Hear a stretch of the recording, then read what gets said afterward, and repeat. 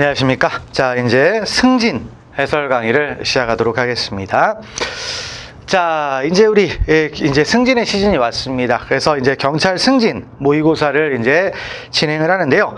자, 그래서 우리 10회 분씩 해가지고 과목마다 경찰 승진 이제 모의고사를 실전처럼 해서 이제 만들어 놨습니다. 그래서 자, 이 부분에 대해서 이제 우리 수험생 여러분들이 약간의 이제 어려움이 있을 수가 있으니까 약간의 팁을 드리고자 강의를 한번 좀 진행을 합니다. 그래서 약간의 팁이다 보니까 모든 걸 다 할 수는 없죠. 그래서 양이 좀 많다 보니까 좀 줄여가지고 한 3회 정도씩 해서 과목마다 3회 정도씩 이제 해설 강의를 좀 진행을 하도록 하겠습니다. 물론 그 3회 분도 어떻게 되냐면 여러분들의 수준이 과거에 이미 경찰 시험에 합격했었던 분들이니까 다들 감이 있으세요. 그래서 몇 가지 포인트만 잡으면서 문제들을 이제 한번 보도록 하겠습니다. 그래서 충분히 다 이제 여러분들이 해결하실 수 있는 내용들이니까 어려워하지 마시고 풀고 그 다음에 이제 모르는 내용이 있으면 문의를 하시면 될 것 같습니다.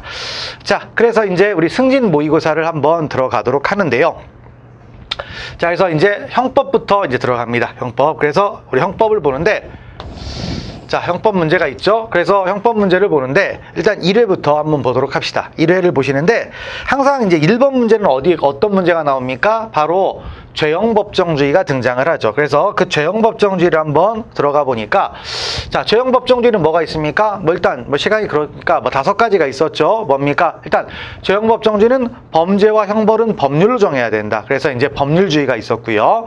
두 번째는 소급표 금지 원칙, 그다음에 세 번째는 유추해석 금지 원칙, 네 번째는 명확성의 원칙, 다섯 번째는 적정성의 원칙. 그래서 현대적 원칙은 적정성의 원칙이었습니다. 자, 그러면 그런 내용들을 이제 하나하나 보는데, 자, 일단 첫 번째 지문은 뭐예요? 바로 법률주의다 보니까, 자, 하위 규범, 즉 명령 규칙의 위임을 원칙적으로 인정하지 않습니다. 그런데 예외적으로 명령 규칙의 위임을 허용할 수가 있겠죠. 그러면 그 예외 요건은 명확하게 규정을 해줘야 돼요. 근데 법이 없다 보니까 판례가 이렇게 써준 거죠. 그래서 자, 어떻게 되어 있습니까?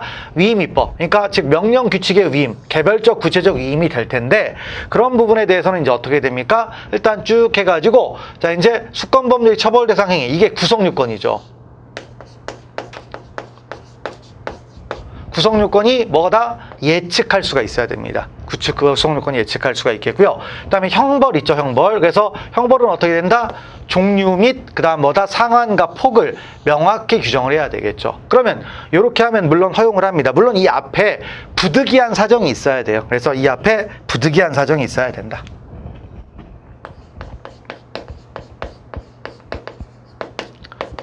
부득이한 사정, 즉 법률로 다 정할 수 없는 뭐가 있다? 부득이한 사정이 있죠. 그리고 그런 사정이 있을 때 이런 요건, 구성 요건의 측면에서는 예측할 수 있을 정도로 구체적으로 정하고, 그 다음에 형벌의 종류, 형벌은 종류, 그러니까 징역이냐 벌금, 그 다음에 상한과 폭, 이런 것들을 명확히 규정하자 이거죠. 그래서 그래야만이 이제 알 수가 있다라는 거죠. 그래서 그런 말들을 파악을 하시면 될 것 같고요. 자, 그 다음에 두 번째는 뭐냐면, 이건 이제 명확성에 관한 이야기네요.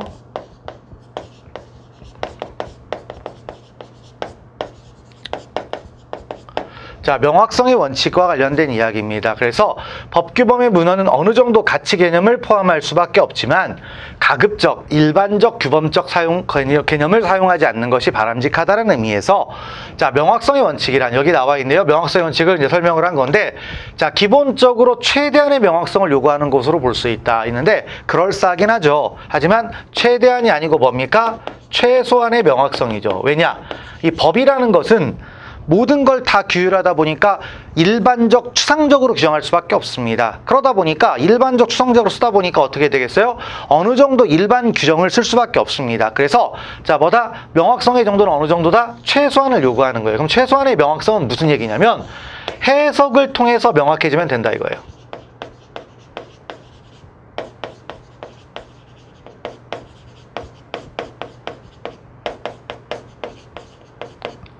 자, 해석을 통해서 명확해지면 충분하다라는 거죠. 그래서 일단 2번이 틀린 지문이 되겠습니다. 다음 3번 가보면, 법관의 보충적인 해석을 필요로 하더라도 통상의 해석 방법에 의하여 당해 처벌법규의 보호법익과 금지된 행위 및 처벌의 종류와 정도를 어느 정도인지 알 수 있다면 명확성의 요구에 배치된다고 보기 어렵다. 이걸 설명하고 있는 겁니다. 3번은. 3번은 바로 해석을 통해서 명확해지면 된다라는 그런 표현이죠.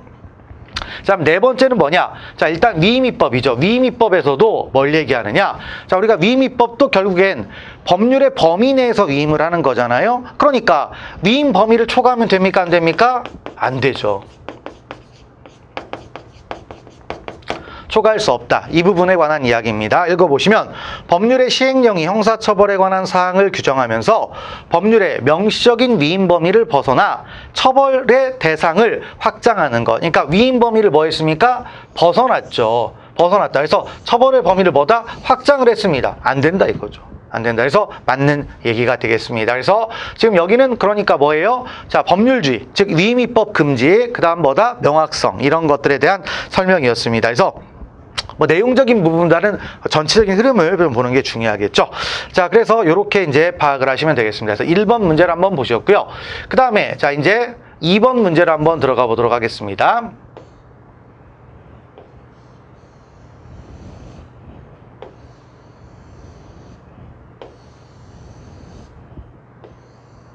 자, 그래서 이제 우리 2번 문제를 한번 보도록 하죠. 자, 그래서 범죄의 뭐가 있습니까? 종류가 있죠. 범죄의 종류. 그래서 자, 2번 문제로 보통 나올 만한 얘기죠. 범죄의 종류. 그래서 범죄의 종류는 여러 가지 분류 기준이 있었죠. 그래서 일단 가장 첫 번째가 뭐예요? 자, 일단 뭡니까? 거동범 이런 것들이 있었고, 그 다음에 뭐다? 결과범 이런 것들이 있었죠. 그래서 그런 것들을 여러 가지 이제 표현하는 건데, 자, 근데 뭐죠? 적절한 걸 이제 물어봤으니까 한번 봅시다.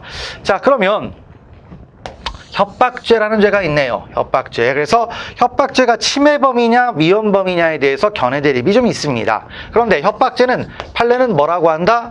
위헌범이라고 합니다. 위헌범이면 뭐예요? 법익의 침해가 현실적으로 있을 것을 요한다, 요하지 않는다? 요하지 않죠. 요하지 않기 때문에 자, 이렇게 되는 거죠. 그래서 협박이 그러면 이제 언제 기수가 되느냐? 그랬더니 자, 일단 협박은 뭐가 되는 겁니까? 해악을 고지하죠. 그래서 공포심을 느낄 수 있을 정도 해악을 고지하고, 그 다음에 이게 상대방한테 뭐 합니까? 도달을 해요. 그 다음에 자, 여기에 대해서 도달을 했고 상대방이 뭐다? 의미를 인식했습니다. 의미를 인식했어요. 자, 그리고 의미를 인식한 다음 그 다음 내용이 뭐겠습니까? 공포심을 느꼈느냐, 이걸 따지는 건데, 자, 의미를 인식하면 바로 기수입니다. 다시 말하면 여기에서 공포심을 느꼈는지 여부는 불문하죠.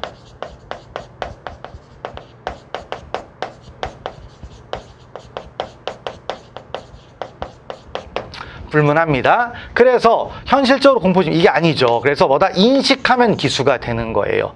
그래서 우리 협박죄가 이제 근데 왜 견해 대립이 생겼냐면은 학자분들은 여기는 협박죄는 미수범 처벌 규정이 있기 때문에 이거 침해범 아니냐 이렇게 얘기를 한 거예요. 그래서 협박이 이제 미수가 되는 경우는 자, 뭐다? 이렇게 경우의 수가 몇 가지 있대요. 그래서 일단 해악을 고지했는데 도달하지 않는 경우가 있겠죠. 요게 첫 번째가 되겠고, 그 다음에 이제 두 번째는 이제 도달을 했는데 뭐죠? 지각을 못했다. 요게 있어요. 그러니까 우편함에 넣었는데 우편함에 들어온지를 몰랐다 이거예요. 그 다음에 이제 세 번째로는 지각을 했는데 알긴 알았는데 읽어봤는데 내가 바보라서 의미를 인식하지 못했대요. 이러면 즉 미수가 되는 케이스는 이렇게 몇 가지가 있다? 세 가지가 있다라는 거죠. 그래서 이렇게 말을 했습니다. 그래서 자, 1번 일단 틀렸다라는 걸 보시면 되겠습니다. 됐고요. 그다음에 두 번째를 가보겠습니다. 두 번째도 역시 배임죄도 위헌범입니다. 그래서 위헌범인데 문제는 이제 조문상 손해를 가한 때라고 돼 있는데, 그러면 위헌범이니까 어떻게 됩니까? 현실적으로 손해를 가야 됩니까? 아니죠. 손해 발생의 위험이 있으면 되는 거죠. 위험. 그래서 위헌범이다. 이런 얘기입니다. 그래서 현실적으로 손해 발생의 위험으로 충분하다. 이렇게 이제 가겠습니다. 그래서 2번도 틀렸고요. 3번 일반 교통방해죄가 있죠. 일반 교통방해죄는 두 가지를 알아두세요. 추상적 위헌범이고 그 다음 뭐다? 계속범이기도 합니다. 이 두 가지 기억을 하시면 되겠죠. 그래서 일단 추상적 위헌범은 뭐예요? 일단 교통방해만 있으면 교통이 현실적으로 방해됐는지 따진다 안 따진다? 따지지 않죠. 그래서 교통이 불가능하거나 현저히 곤란한 상태가 발생하면 바로 기소가 되고, 교통방해의 결과가 현실적으로 발생하는 것은 아니다라는 겁니다. 그리고 자, 이제 나중에 계속범에 관련된 이야기니까 계속범은 뭐예요? 자, 기소가 되었어도 위법 상태가 계속 유지가 되면 공범 가담이 가능하겠죠. 자, 거기까지를 생각을 하시면 되겠습니다. 그래서 3번은 맞는 얘기가 됩니다. 그 다음에 4번 가보시면 일정한 신분을 가진 자만이 주체가 되는 신분범, 즉 진정 신분범이 있겠죠. 그럼 허위 공문서 작성죄는 맞습니다. 그런데 공문서 위조죄는요, 주체의 제한이 없어요. 공무원만이 주체가 되는 거 아닙니다. 일반인들도 주체가 될 수가 있습니다. 그래서 이제 전형적인 문제인데 좀 까다롭게 잘 생각을 하시고 한번 읽어보시면 되겠습니다. 자, 그래서 2번 문제를 한번 보셨고요. 그다음에 4번 문제를 한번 보겠습니다. 자, 우리 4번. 그래서 주관적 구성요건 요소에 대한 설명으로 옳지 않은 것 해가지고 있네요. 자, 그러면 주관적 구성요건 요소인데 한번 봅시다. 주관적 구성요건 요소면 뭐 고의, 목적, 뭐 과실,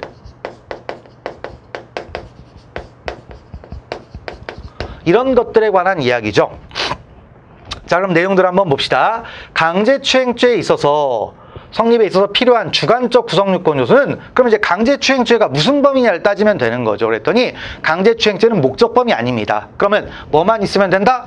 고의만으로 충분하다. 즉 강제추행죄는 목적범위 아니다. 자, 목적범위 아니에요. 자, 그래서 고의만으로 충분하고 그 외에 성욕을 자극, 흥분, 만족시키려는 주관적 동기나 목적까지 있어야 하는 것은 아니다. 그래서 목적은 필요하지 않다 이거죠. 주관적 동기나 목적까지 있어야 하는 것은 아니다. 맞는 얘기죠. 자, 그다음에 이제 두 번째를 가보시면은 피고인이 범죄 구성요건에 주관적 요소인 고의를 뭐한다? 부인합니다. 근데 주관적인 것들은 뭐죠? 내면적인 거잖아요. 심리적인, 정신적인 상태에 관한 이야기니까 이걸 직접 증명할 수 있습니까? 없죠. 그러니까 뭐 컴퓨터처럼 딱 꽂아가지고 얘는 무슨 생각을 갖고 있었어, 이렇게 판단이 안 되잖아요. 그렇기 때문에 고의를 부인하는 경우 사물의 성질상 범위와 관련성이 있는 간접사실 또는 정황사실을 증명하는 방법으로 범위 자체를 객관적으로 증명할 수 있냐? 증명할 수는 없습니다. 자, 객관적으로 증명은 못해요. 객관적으로 증명은 못하고 어떻게 하면 된다? 정황을 가지고 판단하는 겁니다. 정황을 가지고. 그래서 정황을 가지고 법원이 어떻게 한다? 규범적으로 너는 고의가 있었다, 이런 상황을 봤을 때 충분히 고의가 있었다, 이렇게 판단하는 거죠. 그래서 보시면 마저 읽어보면 되겠습니다. 이때 무엇이 관련성이 있는 간접사실 또는 정황사실에 해당하는지는 정상적인 경험칙의 바탕을 두고 치밀한 관찰력이나 분석력으로 사실의 연계열 상태를 합리적으로 판단하는 방법에 의해야 된다. 그래서 이렇게 증명할 수 없기 때문에 정황으로 판단하는 겁니다. 정황. 그래서 일단 2번이 틀렸다라는 거죠. 그래서 직접 증명할 수 없어요. 고의는 직접 증명이 불가능합니다. 그래서 그런 말들을 보시면 될 것 같고, 그 다음에 이제 3번하고 4번을 보시면은요. 자, 법령에 의하여 도급인에게 수급인의 업무에 관하여 구체적인 쭉 해가지고 있는데, 자, 일단 무슨 얘기입니까? 우리가 도급계약이라는 게 있었죠. 도급계약이라는 것은 이런 걸 따지죠. 개념은 일의 완성을 목적으로 하는 계약입니다.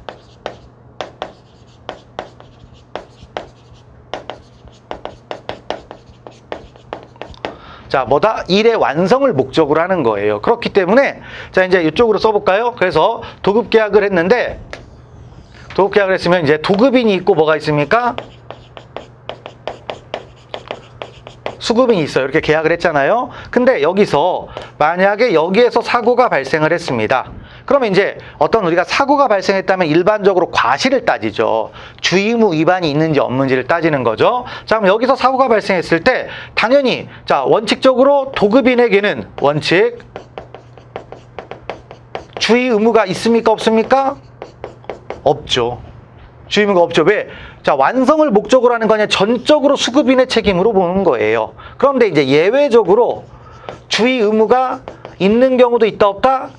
있다라는 거죠. 그럼 주의 의무가 있는 게 뭐냐? 그랬더니 법령에서 주의 의무가 규정돼 있다. 여기 있고, 아니면 법령에는 규정이 없지만 어떻게 됩니까? 개별 작업에 관해서 구체적으로 지시했다.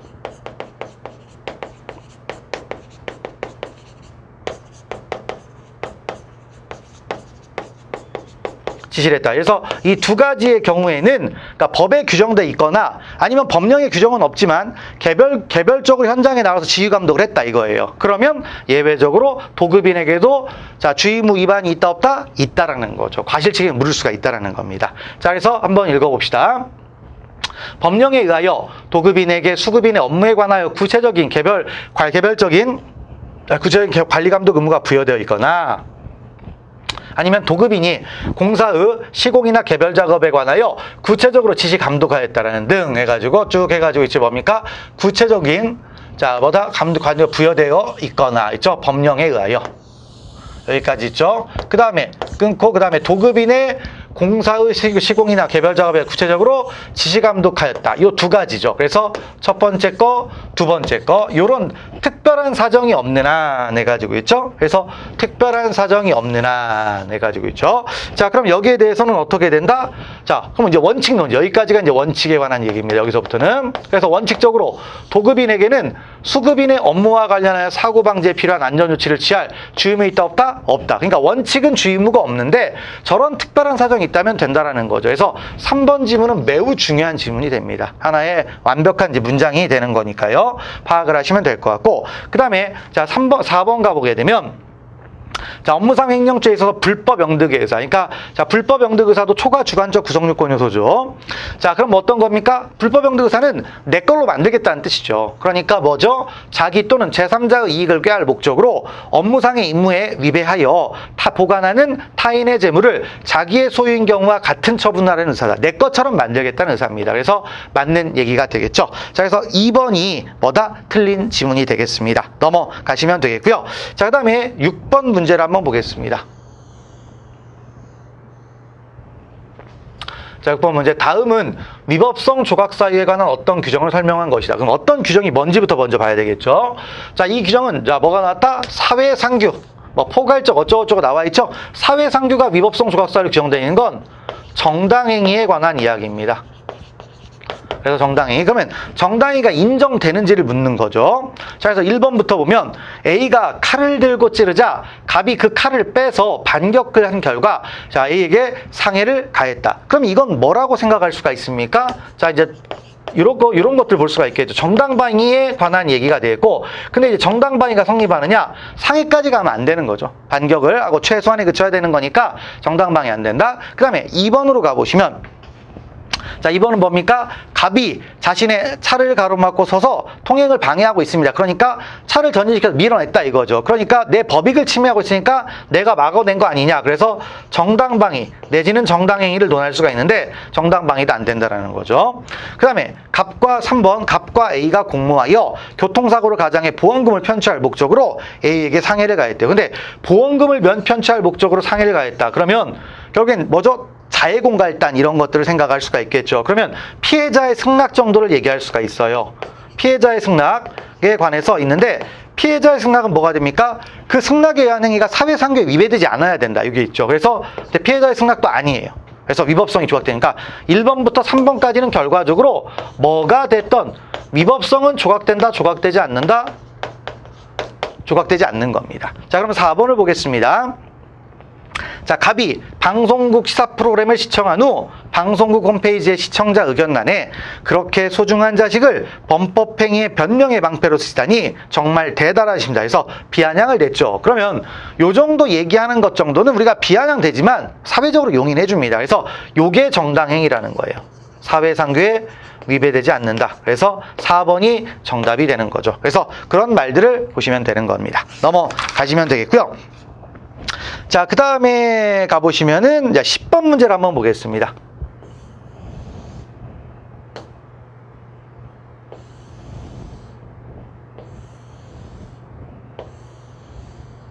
자, 이제 몇 문제를 보는데요. 10번 문제를 보겠습니다. 조금 이제 의미가 있는 말들이죠. 그래서 자, 우리 불능미수라는 게 있습니다.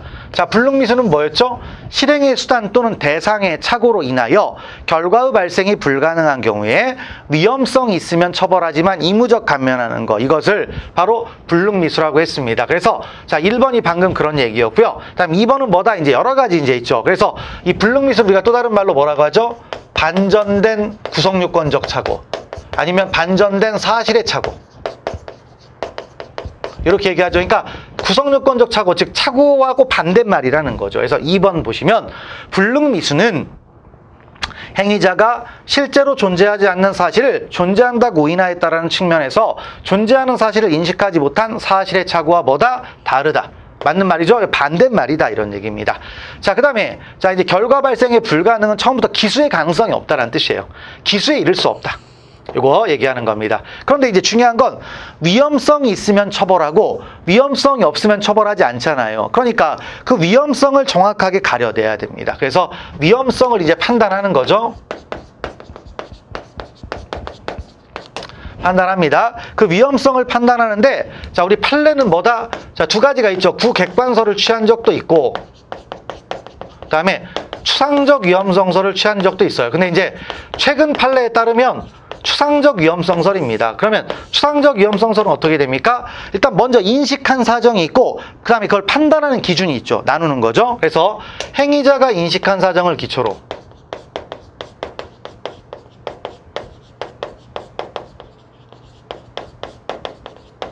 자, 그 다음 어떻게 하죠? 일반인의 입장에서 판단하는 겁니다.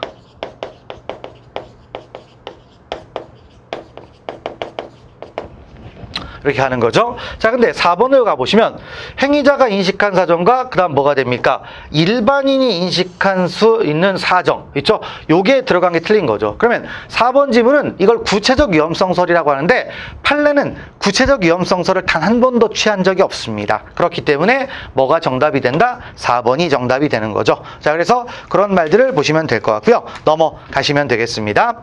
자, 그 다음에 또 넘어가 보도록 하죠. 우리 11번 한번 보겠습니다. 자, 11번을 보시면은, 자, 필요적 공범 옳지 않은 것 있네요. 첫 번째 있는데, 우리가 필요적 공범은 뭐였죠? 자, 구성요건상 처음부터 혼자서는 할 수 없어요. 무조건 2명 이상 해야 되겠죠. 자, 그래서 필요적 공범은 집합범과 대항범 이렇게 나눌 수가 있는데, 대항범이 의미가 있겠죠. 그래서 쭉 해가지고 이 공무상 비밀누설죄는 뭐다?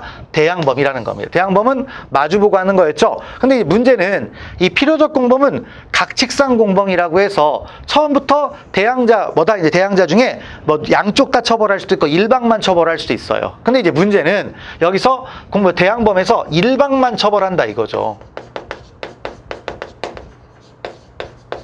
일방만 처벌합니다. 특히 이제 공무상 비밀누설죄는 그렇습니다. 이랬을 때 처벌되지 않는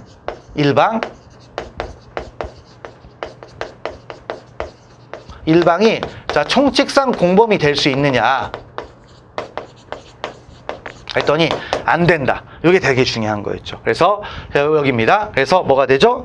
처벌받지 않는 대항자는 처벌받는 대항자의 교사범이 될 수 있냐? 교사범이 될 수 없습니다. 처벌하지 않겠다는 의사표시라고 보는 거죠. 자, 그래서 11번째 이 부분이 이제 틀렸다라는 거죠. 그래서 그런 것들을 파악을 하시면 되겠습니다. 천천히 하다 보니까 조금 그런 건데 이렇게 이제 파악을 하시면 될 것 같고요. 자, 그 다음에 우리 18번 한번 보겠습니다.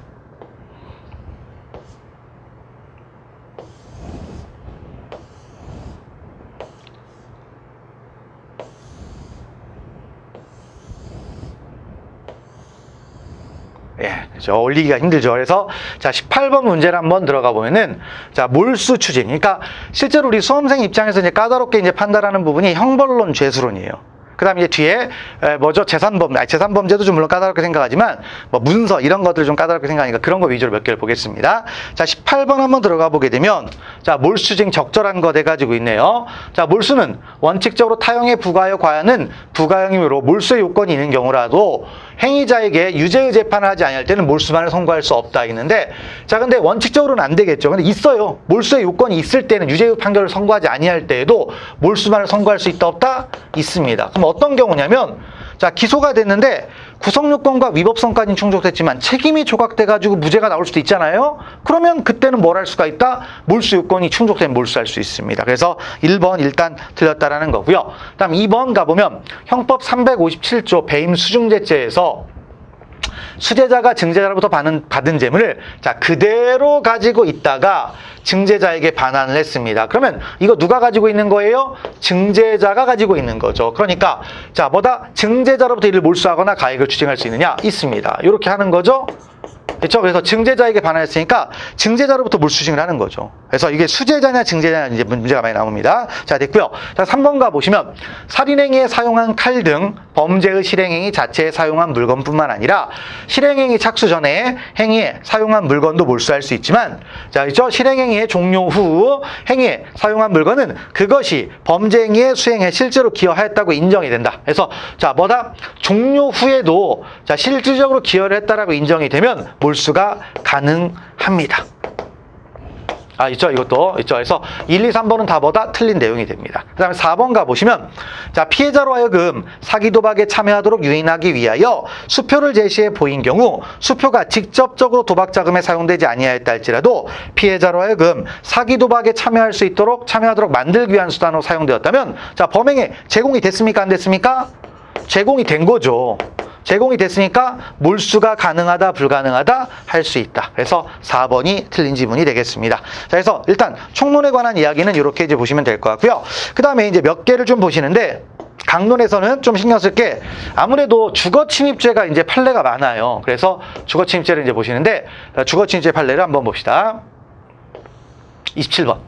자, 27번 한번 들어가 보시면은, 자, 주거침입죄가 성립하는 거 해가지고 있네요. 그래서 과거에 이제 주거침입죄가 성립하다가 판례가 많이 막았죠. 그래서 일단 첫 번째가 뭐였어요? 간통 목적으로 주거에 들어가서도, 자, 뭐다? 이렇게 뭐, 사실상 주거의 평온은 깨졌다, 안 깨졌다? 안 깨졌다. 그래서 이거 주거침입죄 안 된다고 했습니다. 자, 그 다음에 또 뭐가 있죠? 공동거주자 상호간에는 상호간의 출입을 용인할 의무가 있다라는 거죠. 근데 이제 부부싸움하고 한 사람 나갔는데, 자, 못 들어오게 막았다. 그럼 들어갔을 때 주거침입죄냐? 안 된다 이거죠. 자, 이런 것들 보시면 되겠고, 그 다음에 디귿번은 뭐냐? 이것도 중요했죠. 옛날 초원복집 사건에서는, 자, 뭐가 됩니까? 도청장치를 설치할 목적으로 공중의 출입이 자유로운 장소에 거다 자연스럽게 들어갔을 때 주거침입죄가 된다고 했습니다. 왜냐? 그 관리자의 추정적 의사에 반한다고 해서. 근데 중요한 건 이제 사실상 주거의 평온으로만 생각을 하는 거니까 요것도 들어갈 때 자연스럽게 들어갔으니까 아무 문제가 없다라는 거예요. 그래서 다 중요한 판례입니다. 그래서 여기 나와 있는 판례는 다 중요한 거예요. 됐고, 그 다음 28번, 또 가장 최근 판례네요. 기자갑이 서울구치소에 수용 중인 을을 취재하고자 서울구치소장의 허가 없이 접견 내용을 촬영, 녹음할 목적으로 명함지갑 모양으로 제작된 녹음, 녹화 장치를 몰래 소지하고 교도관의 현실적인 승낙을 받아 통상적인 출입 방법으로 서울구치소에 들어갔대요. 그러면 이것도 담 넘어 들어간 거 아니잖아요. 담 넘어 들어가지 않았기 때문에 주거침입죄가 안 된다. 그래서 자, 정답은 주거침입죄가 성립하는 거. 여기 사건은 없다. 그래서 다 어마어마하게 중요한 판례들입니다. 그래서 그런 말들을 파악을 하시면 되겠습니다. 자, 넘어가시고요. 다음 재산범죄 여러분들이 뭐 충분히 볼 수 있는 거니까 넘어가시면 되겠습니다. 자, 그리고 이제 35번을 한번 가보겠습니다. 35번. 자, 35번. 자, 문서죄가 있네요. 자, 옳지 않은 것 해가지고 있습니다. 자, 그래서 보시면 우리가 이제 문서죄가 성립하려면 먼저 문서의 기능을 봐야 되겠죠. 문서는 뭐가 있었습니까? 계속적 기능. 그 다음에 증명적 기능. 그 다음에 보장적 기능이 있었죠. 그래서 자, 의사표시가 어느 정도 계속돼야 됩니다. 그래서 컴퓨터 모니터 상의 화면 있죠? 이미지. 이 부분은 문서가 될 수 있다 없다? 없죠. 그리고 이미지로 생성된 뭐 이런 거 있고, 그다음에 파일. 그래서 이미지로 들어온 건 파일은 문서가 아니에요. 그러면 이건 전자 기록이라고 볼 수가 있겠죠. 그래서 문서가 아니다. 이걸 보시면 될 것 같고요. 그다음에 두 번째, 소속 공무소 식당에 주 부식 구입 업무를 담당하는 공무원이 공무소와의 뭐다? 계약에 의하여 자, 주부식의 구입 업무, 검수 업무 등을 담당하는 비공무원인 영양사 명의를 위조하여 검수 결과 보고서를 작성했습니다. 그러면 자, 이제 공문서나 사문서를 따져야 되겠죠. 그럼 공문서는 뭐예요?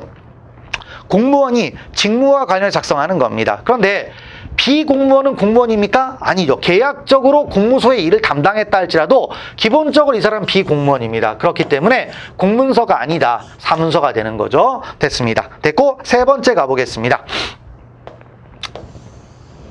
자, 세 번째를 보시면, 자, 부동산 매수인이 매도인과 부동산 계약서 두 통을 작성하고 그중 한 통을 가지고 있는 기회를 이용하여 행사할 목적으로 부동산 뭐 쭉 해가지고 있는데 계약서 있죠? 계약서인데 이거 뭡니까? 진정문서죠.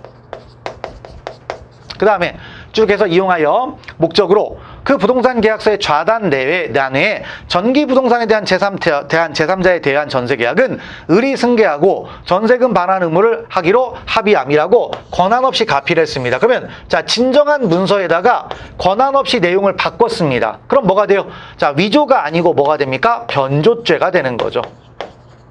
변조죄가 되는 겁니다. 그래서 3번이 틀렸던 겁니다. 사문서 변조죄. 그러니까 위조는 권한 없는 자가 문서를 만들면 뭐가 되는 겁니까? 위조. 하지만 변조는 뭐죠? 진정한 문서를 전제로 거기에 권한 없는 자가 그 내용을 바꾸는 거죠. 그래서 3번이 뭐다? 변조죄가 되는 거고요. 그다음에 4번 세금 계산서상에 공급받는 자는 그 문서 내용의 일부에 불과할 뿐이므로 의무적 기재사항이 공급받는 자란에 임의로 다른 사람을 기재했다라도 그 사람에 대한 관계 명의에서 사문서 위조죄는 되지 않는다. 그러니까 명의자가 자기 마음대로 바꿨어요. 그래서 사문서의 무용이전 처벌하지 않기 때문에 이거 문서 위조가 아닙니다. 그래서 됐고요. 넘어가시면 되겠습니다.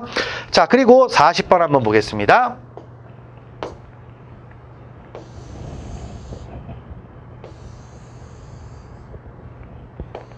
자, 우리 40번 보시면 이제 무고죄가 되어 있네요. 무고죄는 이제 허위 사실을 신고하는 거죠. 물론, 자, 형사처분이나 징계처분을 받게 할 목적으로 해서 있는데 허위 사실을 신고하는 거죠. 근데 허위성에 대한 증명은 어떻게 됩니까? 이 허위는 증명을 어떻게 해야 되죠? 적극적 증명이 있어야 됩니다.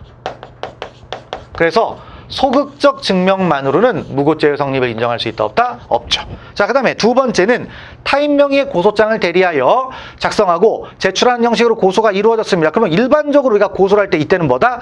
명의자가 고소권자가 돼요. 그런데 문제는 그 명의자는 쭉 해가지고 뭐 쪽에서 일단 뭡니까? 주장 여기까지 있죠. 그 명의자는 고소의 의사가 없이 이름만 빌려준 것에 불구하고 명의자를 대리한 자가 실제 고소의 의사를 가지고 고소행위를 주도한 경우라 하더라도 명의자를 고소의 주체로 봐야 된다 했는데 명의자는 이름만 줬지 아무 내용이 없죠. 그러니까 이때는 뭐다? 명의자가 아니라 대리인을 기준으로 따지자 이거죠. 그래서 2번이 틀렸다. 됐고요. 그 다음에 이제 3번 가보겠습니다. 3번 보시면 3번 뭐라고 되어 있습니까? 범행 일시를 특정하지 않은 고소장을 제출한 후 고소 보충 진술 시에 범죄 사실의 공소시효가 아직은 완성되지 않은 것으로 허위로 진술을 했죠.